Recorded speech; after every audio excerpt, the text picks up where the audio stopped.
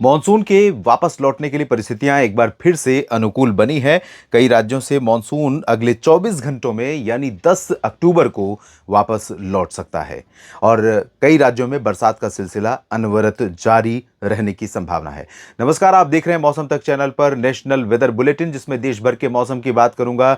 मैं हूं देवेंद्र त्रिपाठी। 10 अक्टूबर को समग्र भारत में कश्मीर से कन्याकुमारी तक, अरुणाचल से गुजरात तक कैसा मौसम रहेगा, तापमान में कितना उतार चढ़ाव की संभावना है, ये सब कुछ समझने का प्रयास करेंगे। दोस्तों, जो लो प्रेशर एरिया अरब सागर में बना हुआ है, भारत की तरफ मूव कर रहा है, लेकिन ये लगातार कमजोर होता जा रहा है। इसके दोबारा फिर से मजबूत होने या स्ट्रॉन्ग वेदर सिस्टम बनने की संभावनाएं अभी फिलहाल नहीं नजर आ रही हैं। यानी कि मॉनसून के वापस लौटने में आप देख सकते हैं, ये एक कह सकते हैं सीमा है मुंबई से लेकर पटना तक की, जिसके उत्तर पश्चिम में ज़्यादातर जगहों पर मौसम साफ हो चुका है और हवाएं उत्तर की डायरेक्टली उत्तर पश्चिम की आ रही हैं, जो शुष्क हैं, ड्राई हैं। और इन ड्राई हवाओं के प्रभाव से दिन में आसमान साफ होने लगा है, मौसम शुष्क होने के साथ टेम्परेचर बढ़ने लगा है, जो यहाँ पर ज़रूरत भी है इस समय, क्योंकि फसलों को परिपक्व होने के लिए इसी तरह के मौसम की ज़रूरत है। लेकिन यहाँ बंगाल की खाड़ी पर कोमोरिन रीजन पर एक सिस्टम बना है सर्कुलेशन, और साथ में कई अन्य सिस्टम, असम के ऊपर है सर्कुलेशन।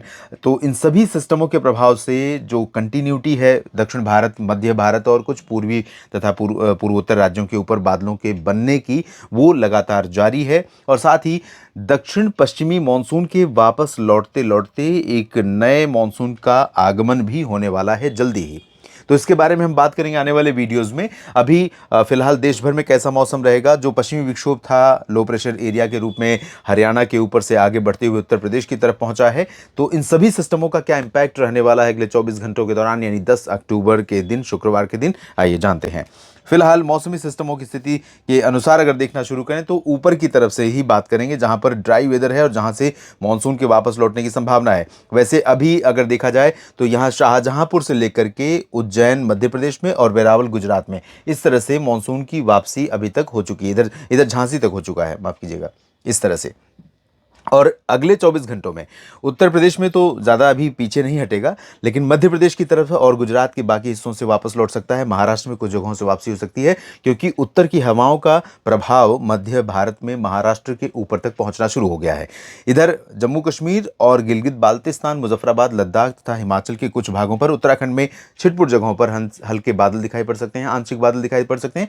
इन बादलों का प्रभाव मौसम को बदलने के रूप में फिलहाल रहेगा ऐसा लग नहीं रहा है, लेकिन छिटपुट बूंदाबांदी या हल्की स्नोफॉल की संभावना बहुत हायर रीचेस पर हो सकती है, बहुत ऊंचाई वाले क्षेत्रों पर, जहां पर थोड़े घने बादल थोड़े समय के लिए बन गए। तो क्योंकि इस समय यानी जो प्री और पोस्ट मानसून सीजन का समय होता है, उस समय कई बार ऐसा होता है कि जब कोई पैच बनता है तो अगर आसपास की नमी हवाओं के माध्यम से उसके आसपास घूम रही है तो वो नमी उसी के आसपास आती जाती है, इसलिए जो प्रोबेबिलिटी होती है उससे थोड़ा ज़्यादा मौसम सक्रिय होता हुआ नजर आता है। ये चीज़ हमने उत्तर भारत के मैदानी क्षेत्रों में दिल्ली में पिछले 2 दिन पहले ही देखी है, और साथ में हरियाणा, पंजाब, राजस्थान और उत्तर प्रदेश में देखी है।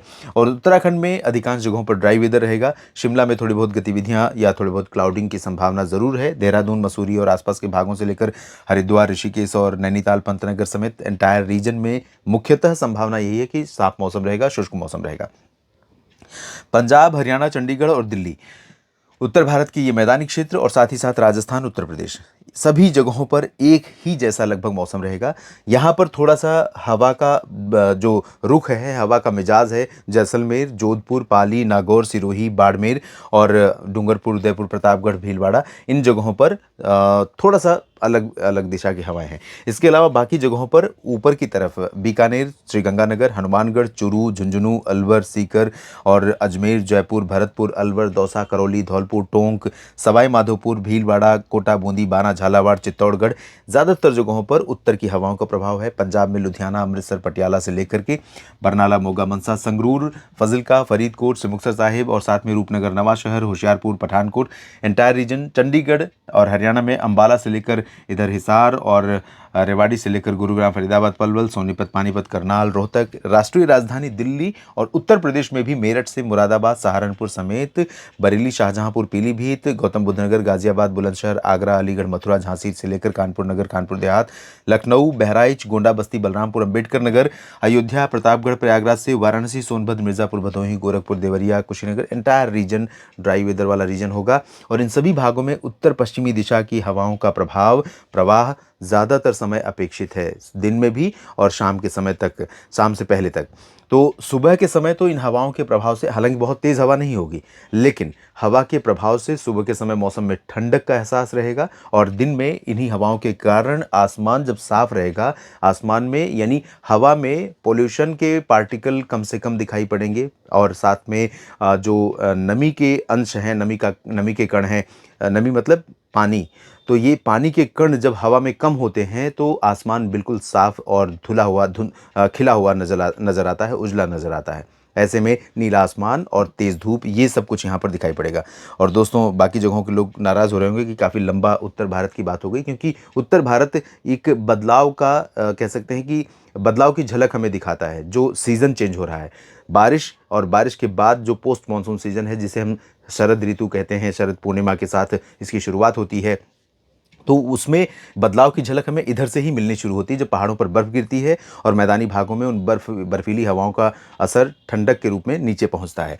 तो और बाकी मध्य भारत में देखें तो गुजरात में पूरी तरह से साफ मौसम, शुष्क मौसम संभावित है। अहमदाबाद, वडोदरा, महसाना, पाटन, साबरकांठा से लेकर सूरत, वलसाड़, नवसारी, डांग, तापी, भरूच, सोमनाथ, भावनगर, वेरावल से लेकर द्वारका, राजकोट, जामनगर, ओखा, नलिया, भुज, बोटाद और एंटायर रीजन इंटीरियर पोर्शन में, साथ में मध्य प्रदेश में लगभग पश्चिमी और पूर्वी क्षेत्रों में आज कुछ संभावना थी यहाँ पर, रीवा, छतरपुर से लेकर जबलपुर, उमरिया, कटनी, शहडोल में, सीधी, सिंगरौली में भी। लेकिन कल यानी 10 अक्टूबर को संभावना है कि मध्य प्रदेश का पूरा स्ट्रेच पश्चिम से पूरब तक का ड्राई रहेगा।